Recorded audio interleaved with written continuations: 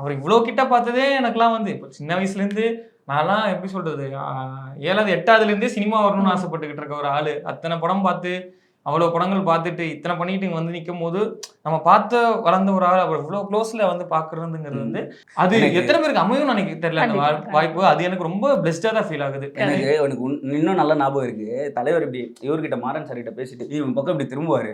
திரும்ப பயந்துட்டான். அது சும்மா ரிகர்ஸ் தான் பண்ணி பார்த்துட்டு இருந்தாங்க. இப்படி வந்துட்டு இப்படி பாக்குறாரு அப்படின்னு இவன் பயன்ட்டான். பயப்படாதடா, ஏன்டா பயப்படுற அப்படின்னா தெரியலடா. எல்லாரும் வந்து திடீர்னு டிஷ்யூ தராங்க, இவன் வாங்கி தொடச்சிட்டு இருக்கான், மேக்கப் போடுறாங்க. என்ன தலைவர் பக்கம் நிக்கிறீங்க, நல்லா தொடச்சு நில்லுங்கப்பா அப்படின்னு இருக்காங்க. பின்னாடி இருக்கவங்க பாஸ் கொஞ்சம் நவுந்தீங்கன்னா ஏன் பாஸ் இப்படி அடிச்சு எப்படின்னா ஃபுல்லா பின்னாடி ஒரு எப்படி 50-60 பேர்கிட்ட இருப்பாங்க.